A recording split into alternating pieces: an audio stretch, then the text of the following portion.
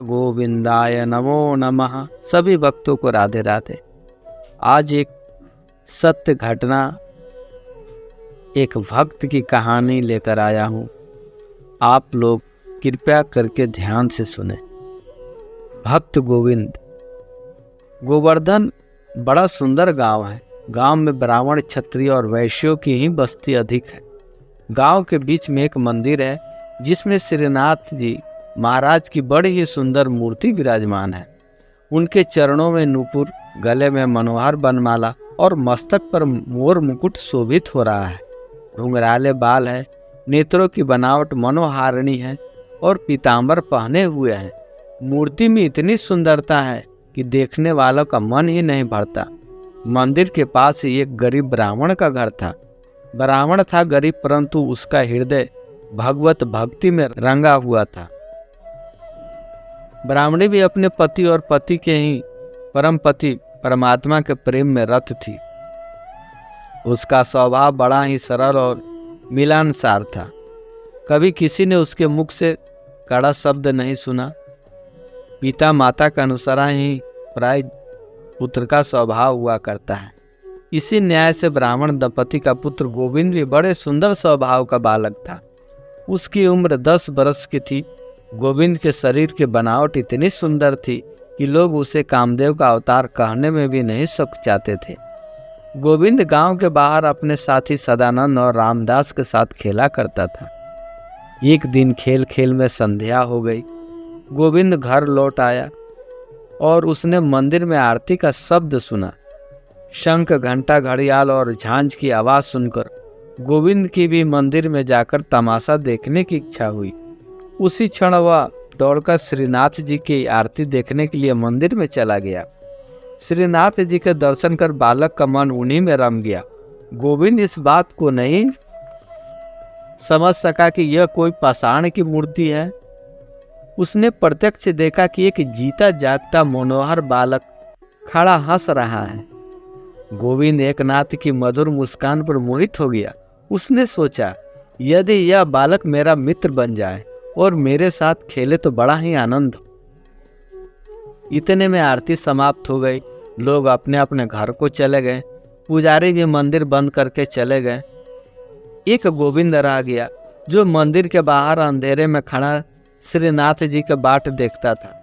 गोविंद ने जब चारों ओर देखकर यह जान लिया कि कहीं कोई नहीं है, तब उसने किवाड़ों को छेद से अंदर की ओर झांककर अकेले खड़े हुए श्रीनाथ जी को देखा और हृदय की बड़ी गहरी आवाज से गदगद कंठ हो प्रेम पूर्वक पुकार कर कहा, नाथ जी भैया, क्या तुम मेरे साथ नहीं खेलोगे? मेरा मन तुम्हारे साथ खेलने के लिए बहुत छटपटा रहा है। भाई आओ, देखो कैसी चांदनी रात है। चलो दोनों मिलकर मैदान में गुल्ली डंडा खेले। मैं सच कहता हूँ भाई, तुमसे कभी झगड़ा या मारपीट नहीं करूँगा। सरल हृदय बालक के अंतकरण पर आरती के समय जो भाव पड़ा, उससे वह उन्मत्त हो गया। परमात्मा के मधुर और अनंत प्रेम की अमृतमय मलवायु से गोविंद प्रेम मग्न होकर मंदिर के अंदर खड़े हुए उस भक्त प्राणधन गोविंद को रो रो कर पुकारने लगा। बालक के आशुसिक्त शब्दों ने बड़ा काम किया। ये यथा माँ प्रपदन्ते तस्मात् ते भज्यामहम् की प्रतिज्ञा के अनुसार नाथ जी मंदिर में नहीं ठहर सके। भक्त के प्रेमावेश ने भगवान को खींच लिया। गोविंद ने सुना मानो अंदर से आवाज आती है, भाई चलो आता हूँ, हम दोनों खेलेंगे। सरल बालक का मधुर प्रेम भगवान को बहुत शीघ्र खींचता है। बालक धुर के लिए चतुर्भुजधारी होकर वन में जाना पड़ा। भक्त प्रहलाद के लिए अनोखा नरसिंह वेश धारण किया और ब्रज बालकों के साथ आप गौ चराते हुए वन वन घूमे। आज गोविंद की मतवाली पुकार सुनकर उसके साथ खेलने के लिए मंदिर से बाहर चले आए। धन है प्रभु, न मालूम तुम माया के साथ रमकर कितने खेल खेलते हो। तुम्हारा मर्म कौन जान सकता है।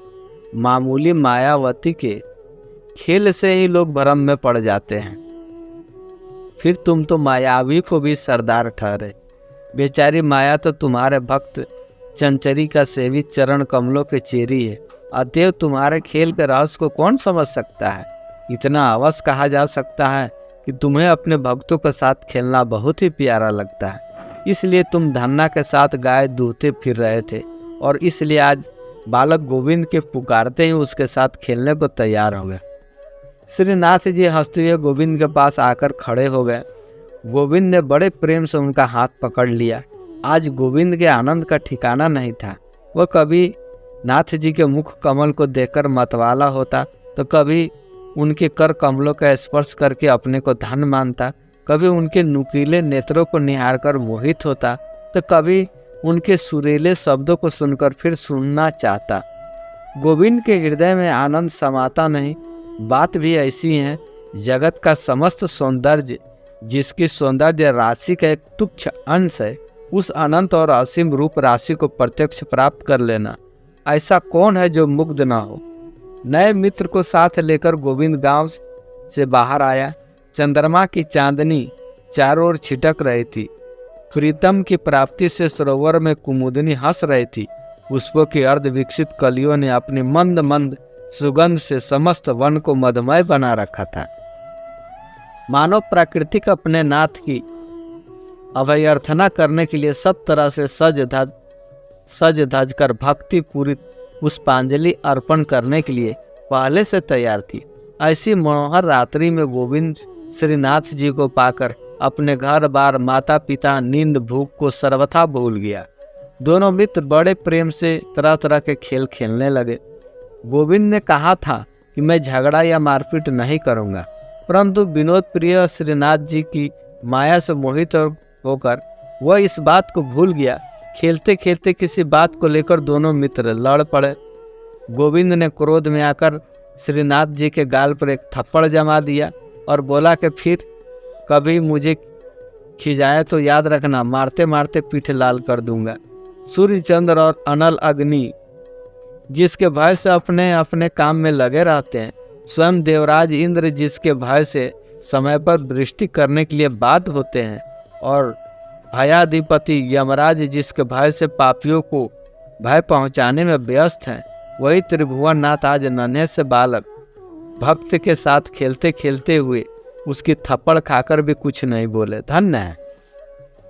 नाथ जी रोने लगा और बोले, भाई गोविंद, तुमने कहा था ना कि मारूंगा नहीं, फिर मुझे क्यों मारा। श्रीनाथ जी के इस बात को सुनकर और उनको रोते देखकर गोविंद का कलेजा भर आया। उसने दौड़कर नाथ जी के आंसू पोंछे, उन्हें अपने गले लगा लिया और बोला, भाई रो मत, तू मुझे बहुत ही प्यारा लगता है, तेरी आंखों में आंसू देखते मेरा कलेजा फटता है। दोनों फिर खेलने लगे। रात अधिक हो गई। भगवान ने यह सोचकर कि इसके माता पिता बड़े चिंतित हो गए। गोविंद ने कहा, नाथ जी बड़ी देर हो गई, मैं घर जाता हूँ, अब कल फिर खेलेंगे। नाथ जी ने अनुमति दे दी। गोविंद घर चला गया और अनाथों के एकमात्र नाथ श्रीनाथ जी अपने मंदिर में चले गए। प्रतिदिन इसी प्रकार खेल होने लगा। गोविंद इस नए मनमोहन नए मित्र को पाकर पुराने दोनों मित्रों को भूल गया। एक दिन श्रीनाथ जी महाराज खेलते खेलते गोविंद को दांव न देकर भागे। गोविंद भी पीछे पीछे दौड़ा। नाथ जी महाराज मंदिर में जाकर घुस गए। मंदिर का द्वार बंद था, अतः गोविंद अंदर नहीं जा सका। नाथ जी का अन्याय समझकर वह मंदिर के बाहर खड़ा होकर उन्हें प्रणय कोप से खरी खरी खोटी सुनाने अंदर घुस गया और डंडे से श्रीनाथ जी का मूर्ति को पीटकर बोला, फिर कभी भागेगा। पुजारियों ने हा करके गोविंद को पकड़ा और मार पीटकर मंदिर से बाहर निकाल दिया। इससे उसका प्रेम प्रकोप और भी बढ़ गया।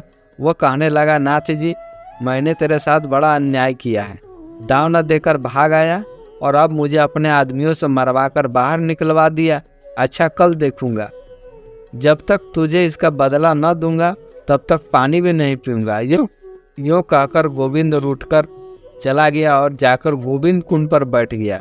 इधर मंदिर में भोग तैयार होने पर पुजारी को प्रत्यादेश हुआ कि तुम लोगों ने मेरे जिस भक्त को मारकर बाहर निकाल दिया है, वह जब तक नहीं आएगा तब तक मेरा भोग नहीं लग सकता।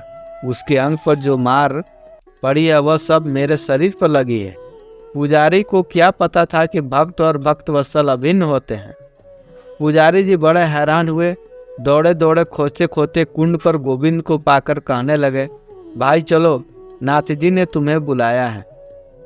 मैं तुमसे हार मानते हैं और फिर तुम्हारे साथ खेलने का वादा करते हैं।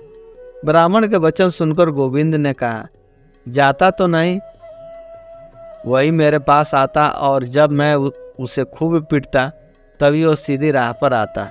पर अब जब कि उसने हार मान ली है तब तो चलो चलता हूँ। यो कहकर गोविंद मंदिर में गया और विजय गर्व से हंसता हुआ बोला, क्यों नाथ जी, फिर कभी करोगे ऐसी चातुरी? अच्छा हुआ तो तुमने हार मानकर मुझे बुला लिया, नहीं तो ऐसा करता जो जन्म भर याद रखते। गोविंद ने ये बातें कह तो दी, परंतु जब नाथ जी का मुख उदास देखा तो उसके सरल हृदय में बड़ी वेदना हुई। वह बोला, भाई तुमने अभी तक भोग क्यों नहीं लगाया? तुम्हारे मुख को उदास देखकर मेरे प्राण रोते हैं। भाई फिर कभी तुझे नहीं मारूंगा, तुम्हारी उदासी मुझसे सही नहीं जाती। मैं तुमसे अब नहीं रूठूंगा, तुम राजी हो जाओ और भोग लगाओ। मंदिर के द्वार बंद हो गए। नाथ जी प्रत्यक्ष होकर बोले, भाई तुम भी तो भूखे हो, आओ दोनों मिलकर खाएं। नाथ जी प्रसन्न मुख देकर गोविंद का मन सरोज खिल उठा। दोनों हंसने लगे। आनंद की धावनी से मंदिर भर गया। गोविंद के हाथों बिक गए। अकस्मात द्वार खुला। गोविंद ने दिव्य चक्षु प्राप्त किया और उसे सर्वत्र केवल श्रीनाथ जी ही